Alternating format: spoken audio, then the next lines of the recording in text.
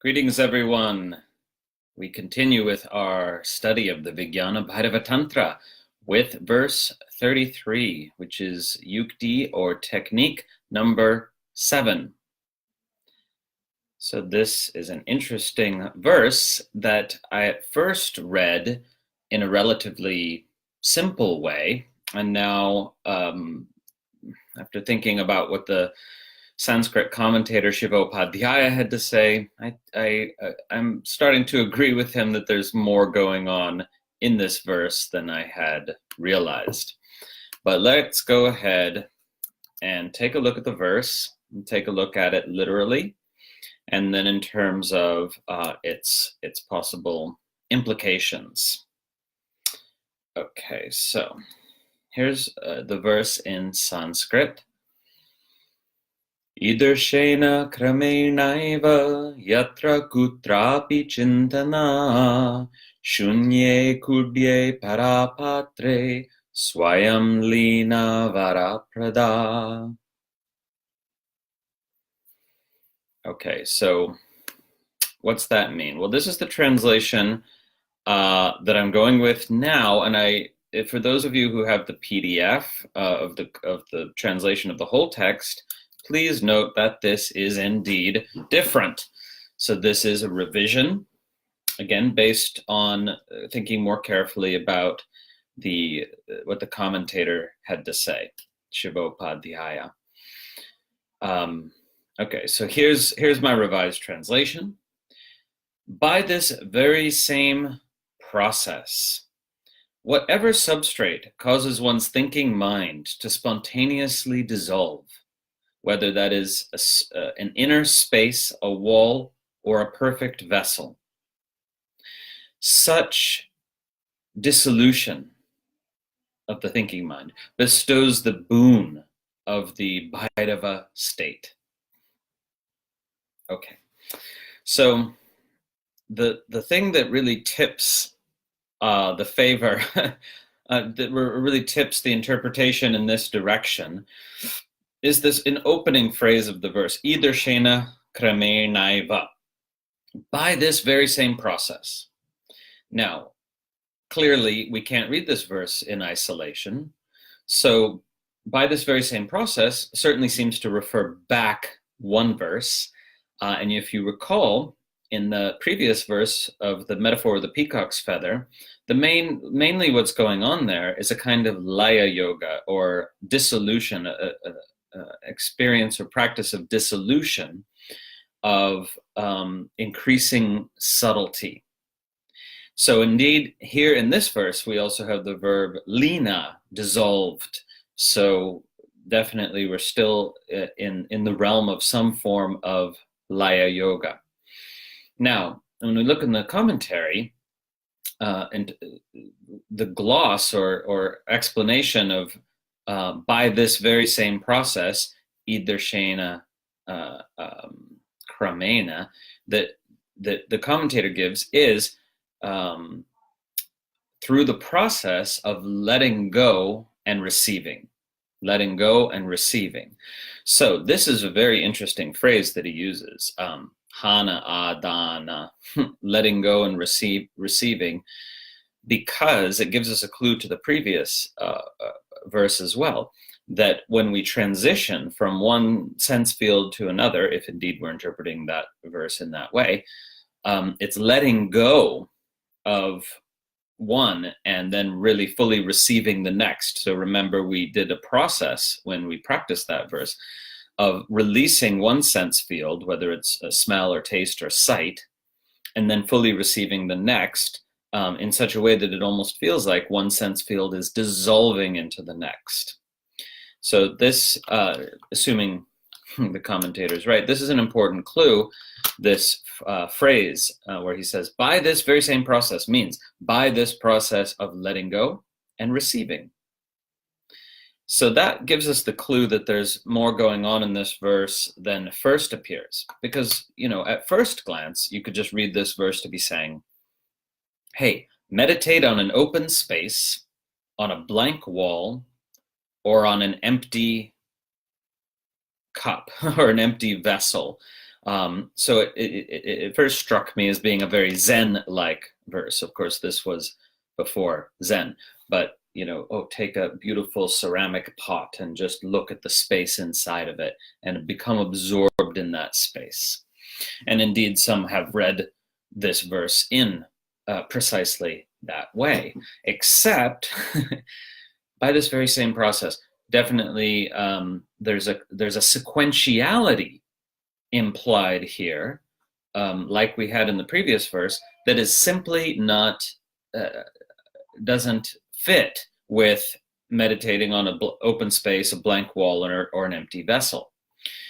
So, if we look more carefully at the commentary, what do we find? Well, interestingly, he says, Shivopadhyaya brings back in the 12 chakras, lo and behold, and is talking about meditating on the 12 chakras as 12 open spaces.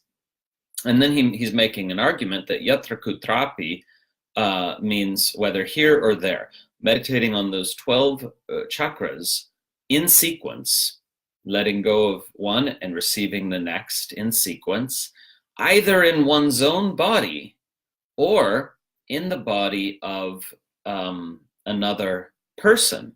Now, not just any person, he clarifies, but this could be the body of one's own guru, or if one is a guru, if one is a teacher, you could do this meditation on the body of one's disciple, where pātre could mean a student, he says, who has a pure heart. A pure-hearted student would be a worthy vessel for this meditation if you were a teacher, or vice versa. So this is an interesting statement. It's not, it's not really there in the verse per se, but it's true. He's absolutely right that pātre, vessel, can also mean a person. That's an established meaning, that a person who is a vessel of good qualities. So it's not a crazy jump for him to make. It's just maybe, okay, maybe.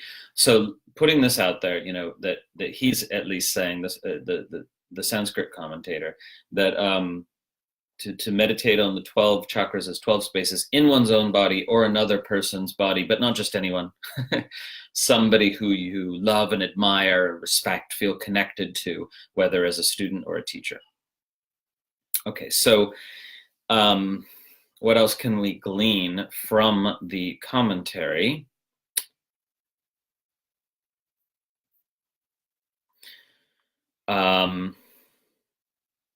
Right. Okay. So he talks about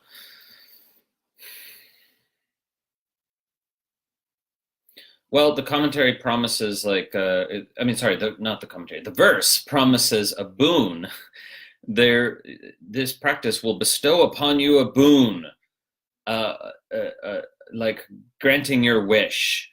And he clarifies, hey, we're not talking about some kind of magical thing here. But the commentator clarifies, we're talking about bestowing utkṛishta vastu, awesome stuff, specifically the arising of the experience of paraprakāśa, the supreme light of consciousness. That the awesome stuff, literally awesome stuff that the verse is promising is in fact the arising of the light of supreme consciousness. Okay, what else do we have? He also talks about that if you're doing this meditation on the 12 chakras in sequence, that you're really infusing the prana shakti in each chakra successively while releasing the previous one. Okay, so whether all of this commentary is exactly warranted, we can't be sure, but let us look at the translation again. So what does the verse compel us to understand, if we're just doing a stripped down version?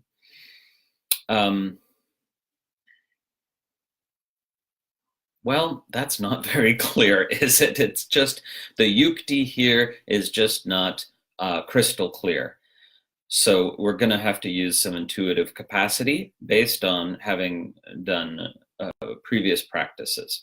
But we know some form of laya yoga is involved here, some form of sequential dissolution, like in the previous verse. And we should take whatever substrate, yatra kutrāpi, we should take whatever substrate causes the cintanā, the thinking mind, to spontaneously dissolve. Whether that is substrate is a space, they're possibly referring to experiencing the chakras as spaces, or perhaps it's again those same five senses. Maybe it's the five sense fields, experiencing them as spacious openness sequentially. Perhaps, well, and then the verse mentions a wall. Are there any other possible meanings of that word? I really don't think so. Kuḍye, a wall, or a plaster wall. Oh, well, the dictionary doesn't have any other meanings. So maybe the idea is to visualize the chakras actually as if on a screen in front of you. I've never found, I don't think that, I'm skeptical. I don't find that practice to be fruitful, to visualize them externally, but maybe that's not meant here. And finally, if the substrate of a perfect vessel, whether that means a person or an actual vessel, we don't know. But what's clear is, take the substrate for contemplation that helps the thinking mind to spontaneously dissolve, and then you'll experience the Bhairava-state. So, is my translation totally satisfactory? No. I would not make that argument. But you know what? I've looked at all the other translations, and none of them are satisfactory either. But maybe we can kind of think about this one together. I will post in the Facebook group, other translations of the same verse, and we can continue to think about it. Okay, questions. Tara asks, how would you differentiate between dissolution and dissociation? They can feel uncomfortably close, especially if you're prone to the latter. No, yeah, very good question, actually, because we're talking about a state in which you are completely present and intimate with whatever layer of consciousness you have penetrated to. You're just dissolving one layer into the next, into the next, into the next. That's one way to think about it. Or dissolving your attachment to one layer and then focusing on the next. Remember what the commentator said. This is about letting go, but then also receiving the next sense field or the next layer or the next chakra, and being fully present with it, not dissociated. And notice, by the way, that there's no final letting go where you've let go of everything, because you come to rest in the ground of being in these practices, and you don't need to let that go, and you also don't need to hold on to it. But you're intimately present with the feeling of beingness itself, not disassociated from that, And now, in the a century or so later in this lineage, we get some clarifications on this, that it's important to come sort of, if you experience a transcendent state, it's important to come all the way back down to earth and bring that transcendent state with you and feel and experience it as very present and sort of sparkling in all the things of everyday life. So you don't stay in some transcendent state if the practice does indeed give you that experience.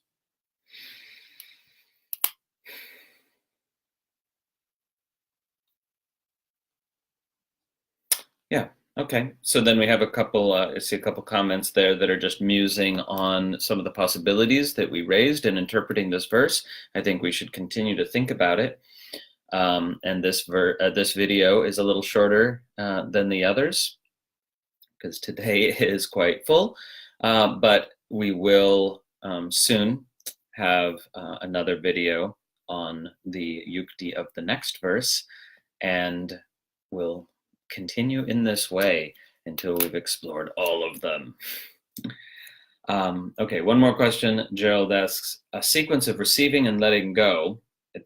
It's actually the other way around, letting go and receiving, but I think you meant that. Suggests a flow toward a space like a river into the ocean.